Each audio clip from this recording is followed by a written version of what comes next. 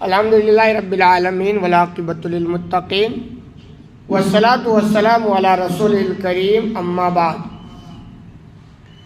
کل ہم نے پارہ نمبر 18 کا کچھ خلاصہ پیش کرنے کی کوشش کی تھی، جس میں کچھ باتیں ہوئی تھیں اور کچھ رہ گئی تھی۔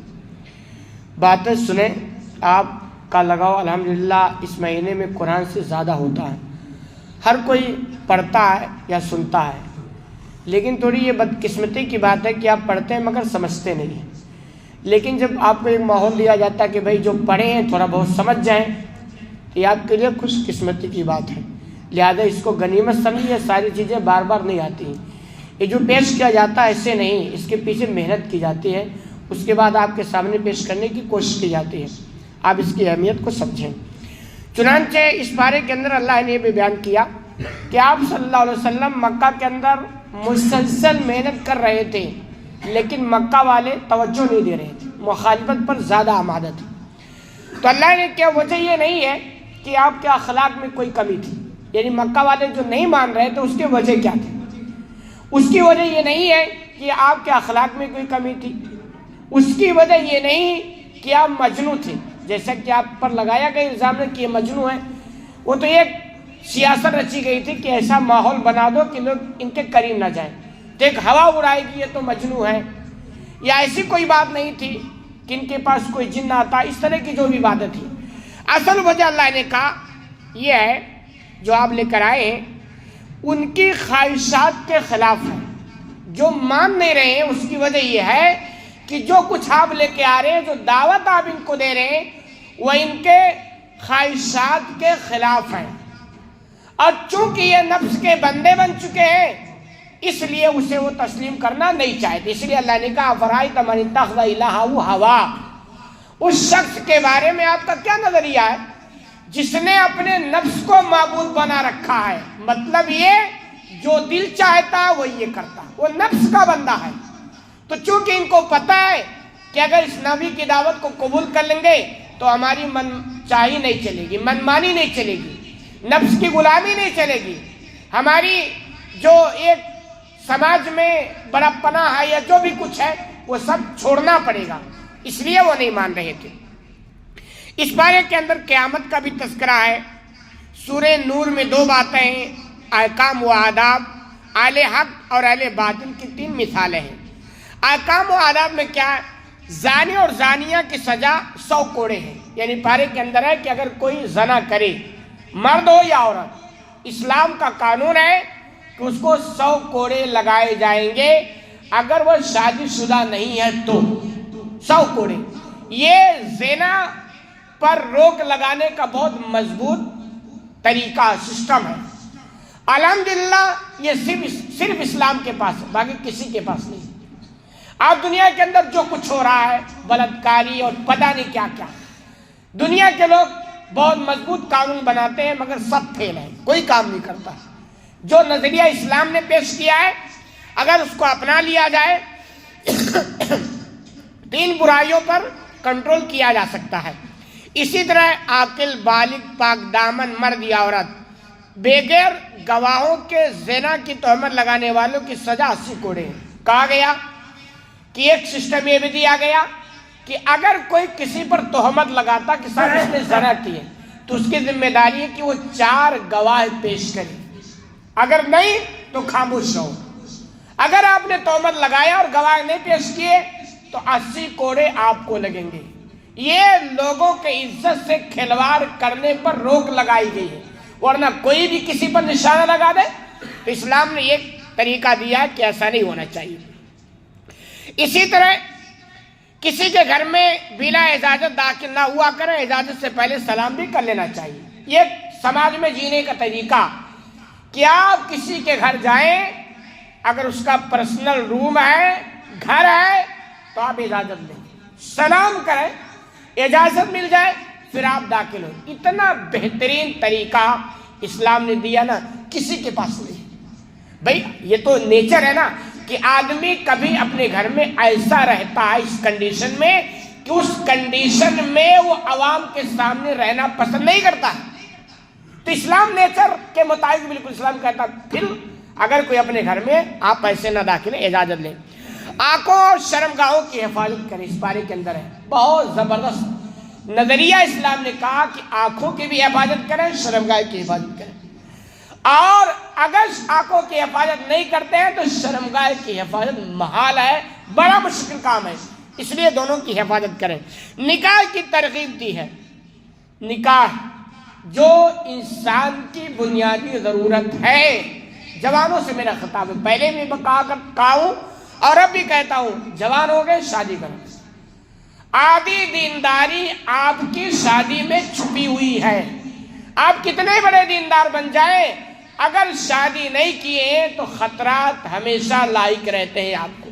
کبھی بھی شیطان آپ کی زندگی سے کھلواڑ کر سکتا ہے. اس لیے اسلام نے ترغیب دی ہے کہ جوان ہو گئے ہو نکاح کرو.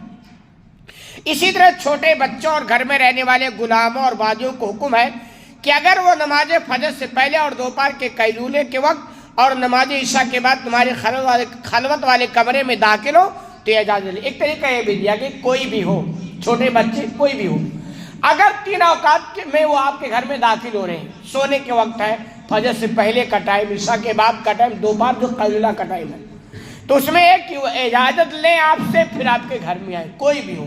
کیوں؟ وہی بات، کیونکہ انسان اپنے گھر میں اس کنڈیشن میں ہوتا ہے جس میں وہ باہر رہنا پسند نہیں کرتا ہے. تو کہا اگر کوئی آئے تو ان کو چاہیے کہ اجازت لیں.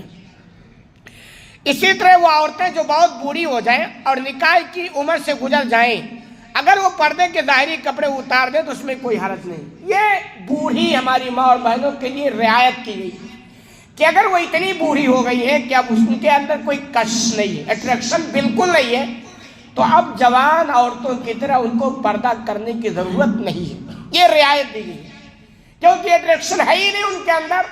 اور وہ اچھا ایک چیز اور سمجھیں، اسلام نے عورتوں کو تو بوڑھا مانا ہے کہ عورتیں بوڑھی ہوتی ہیں، نکاح کی شہوت خواہش ان کے ہاتھ سے ختم ہو جاتی، تو ان کو رعایت دی کہ اب جوان بچیوں اور عورتوں کی طرح ان کو اتنی پابندی پردے میں کرنے کی ضرورت نہیں ہے. لیکن مردوں کو اسلام نے بوڑھا نہیں مانا ہے، لفظی طور پر بوڑھا ہے. اس لیے کبھی آپ نہیں دیکھیں گے کہ صاحب چونکہ یہ بہت بوڑھے ہو گئے، داڑھی سفید ہو گئی ہے، اب اگر جوان بچیاں یا عورتیں ان کے سامنے آئیں تو پردہ کرنے کی ضرورت، ایسا کہیں بھی آپ نہیں پائیں گے. کیوں؟ نیچر آپ دیکھیں، ایک عورت اگر 40-50 سال کروس کر جائے نا اور اس کا آدمی کا انتقال ہو جائے، آپ کبھی بھی اس شادی کا چرچا نہیں کرے گی. آدمی 70 سال کا ہو جائے، عورت مر جائے، پھر دیکھو دوسری شادی کرنے کے جذبات اس کے بھڑک رہے ہوتے ہیں. کیوں؟ وہ جوان ہوتا ہے، اس کی جوانی ختم نہیں ہوتی ہے. تو اسلام نے عورتوں کے بارے میں تو تھوڑا ڈھیلا پن دیا ہے، مگر مردوں کے بارے میں یہ ہمارے غلط فہمی ہے کہ جیسے بڑی عورتوں کے لیے پردے کی اہمیت نہیں تو ایسے بڑے مردوں سے پردے کی ضرورت، ایسا کچھ نہیں ہے. مردوں کے لیے یہ ڈھیل نہیں ہے، اس کو آپ سمجھیں. گھر میں داخل ہو گھر والوں کو سلام کا ایک طریقہ، اجازت کے بغیر اجتماعی مجلس سے نہ اٹھیں. ایک محفل لگی ہوئی ہے، آپ بیٹھے ہیں، آپ کو جانا ہے تو مناسب ہے کہ آپ اجازت لے لیں ایک بار. ایسا نہیں کہ چپکے سے اٹھے اور پتلی گلی سے نکل گئے، یہ آداب کے خلاف ہے، اس کا بھی خیال کرنا چاہیے. اسی طرح اہل حق اور اہل باطل کی 3 مثالیں اللہ نے دی. ایک ایمان والوں کی مثال کہ ان کا دل بالکل نور کے مانند ہوتا ہے، روشن چمک رہا ہوتا ہے، انہیں حق اور باطل کی سمجھ آتی ہے. ایک لمبی مثال میں پوری تفصیل میں ہی جاؤں گا. اسی طرح دوسری مثال اہل حق اور باطل کیا ہے، اہل باطل کے اعمال کی بھی ہے کہ جنہیں وہ اچھا سمجھتے تھے. فرمایا کہ ان کی مثال شراب ہے. شراب جیسے شراب پینے والا نہیں، شراب آپ سمجھتے ہیں. جیسے آپ کہیں ریتیلی جگہ میں چلے نا تو آپ دور رہے تو کبھی کبھی جب ریت پر سورج کی کرنیں پڑتی ہیں تو دور سے آپ کو لگتا ہے کہ وہ پانی چمک رہا ہے، اور جب آپ قریب جائیں گے تو آپ کو لگے گا یہ پانی یہاں نہیں بلکہ اور دور کہیں ہے. نتیجہ پانی نہیں ہوگا، آپ دھوکہ کھائیں گے، اس کو شراب کہا جاتا ہے. تو ایسے کافر لوگ جو اعمال کرتے ہیں نا ان کے نگاہ میں ایک دھوکہ، وہ سمجھتے ہیں بہت اچھا کام کرتے ہیں، لیکن مرنے کے بعد ان کے لیے بالکل اسی شراب کے مانند ہوگا جو دنیا میں آدمی سمجھتا ہے. اسی طرح تیسری مثال ان کے عقائد کو سمندر کی تہبند تاریکیوں کے ساتھ دی ہے کہ آدمی جیسے سمندر میں چلا جائے، بہت اندھیرا، تاریکی ہی تاریکی، کچھ سمجھ میں نہیں آتا ہے، یہاں تک کہ بندے کو اپنے جسم کے اعضاء بھی سمجھ میں نہیں آتے، اپنے ہاتھوں نہیں دیکھ سکتا ہے۔ ایسے جو کفر اور عقائد کی تاریکیوں میں بھٹک رہا ہوتا ہے نا، اس کو کچھ سمجھ میں نہیں آتا۔ اسی لیے وہ ہے نا، جتنا کنکر اتنا سنکر، جہاں دیکھا چمتکار وہی کر لیا، کیوں؟ بالکل سمجھ میں نہیں آتا ہے۔ تو اسی لیے کفر اور غلط عقائد کی جو تاریکی ہوتی ہے وہ بڑا خطرناک ہوتی ہے۔ اسی طرح سورہ فرقان کی ابتدائی حصے میں 4 باتیں ہیں: توحید، قرآن کی حقانیت، رسالت، قیامت۔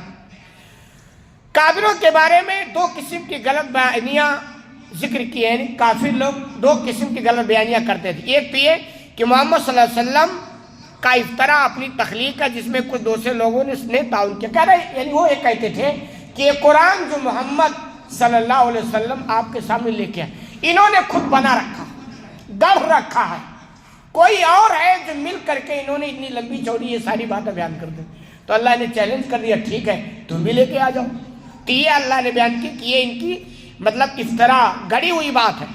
دوسرا، گزشتہ قومیں کی قصے اور کہانیاں ہیں، اور وہ کہتے تھے کیا یہ تو پرانی بات اللہ کے بیان کر رہا ہے، موسیٰ کے واقعے، عیسیٰ کے واقعے، پتہ نہیں کس کس کے واقعے، اس طرح کی باتیں وہ کہا کرتے تھے۔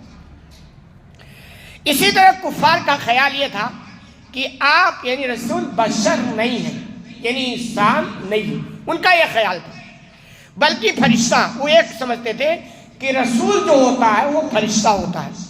اگر بھی فرض انسانوں میں سے کوئی کسی کو نبوت اور رسالت سے مل بھی جائے تو دنیاوی اعتبار سے خوشحال لوگوں کو ملتی ہے، کسی غریب اور یتیم کو ہرگز نہیں مل سکتی۔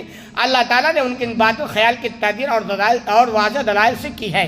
یعنی اللہ نے کہا دیکھو، پہلے وہ یہ کہتے تھے کہ اگر کوئی رسول ہوتا تو فرشتہ ہوتا ہے، انسان نہیں، پہلا وہ۔ پھر وہ کہتے کہ اگر کوئی انسان بھی ہوگا نا تو ایسے یتیم، گیا گزرا، غریب نہیں ہوتا، کوئی بہت مالدار آدمی ہوگا، خوشحال ہوگا، جس کے بہت چرچے ہوں گے۔ تو اللہ نے کہا ایسا کچھ نہیں۔ اللہ کی نگاہ میں مال، دھن و دولت، کرسی و عہدہ کی کوئی اہمیت ہی نہیں ہے۔ اللہ تو اس بندے کا انتخاب کرتا ہے جو دل کا بہت صاف ہو، اور نبی کریم صلی اللہ علیہ وسلم دل کے اتنے صاف تھے کہ ان کے مقابل میں دنیا کے اندر کوئی انسان گزرا ہی نہیں ہے۔ قیامت کا بھی اللہ نے تذکرہ کیا ہے۔ روز قیامت کافروں کے معبودان باطلہ سے اللہ پوچھیں گے کہ کیا تم نے میرے ان بندوں کو بہکایا تھا؟ یہ راستے سے خود بھٹک گئے تھے، خود وہ اپنے عبادت گزاروں کو جھٹلا دیں گے اور ان کی غفلت کے اقرار کریں گے، پھر ان کافروں کو بڑے بڑے بھاری بھاری عذاب میں مبتلا کیا جائے گا۔ کہنا یہ چاہتے ہیں کہ اللہ تعالیٰ جو دنیا کے اندر معبود بنا بیٹھے ہیں، جن جن کی بندگی ہوتی ہے، ان باطل معبودوں سے اللہ پوچھے گا کہ کیا تم لوگوں نے ان کو اپنی عبادت کی دعوت دی تھی جو تمہاری بندگی اتنے زور و شور سے کر رہے تھے؟ لوگ کر رہے ہیں نا، تو صاف انکار کریں گے کہ ہماری ایسی کوئی دعوت نہیں تھی، ایسی کوئی محنت نہیں تھی۔ تو اللہ ان کو ڈبل عذاب دے گا۔ تو اس بارے کا یہ مختصر خلاصہ ہے، اسے سنیں اور اس کو، یا چونکہ قرآن پڑھتے ہیں تو تھوڑا یہ بھی سمجھ جائیں گے، تھوڑی اچھی بات رہے گی۔ اللہ رب العالمین سے دعا ہے کہ الہ العالمین تمہیں کہنے سنے زیادہ عمل کرنے کی توفیق عطا فرما، آمین۔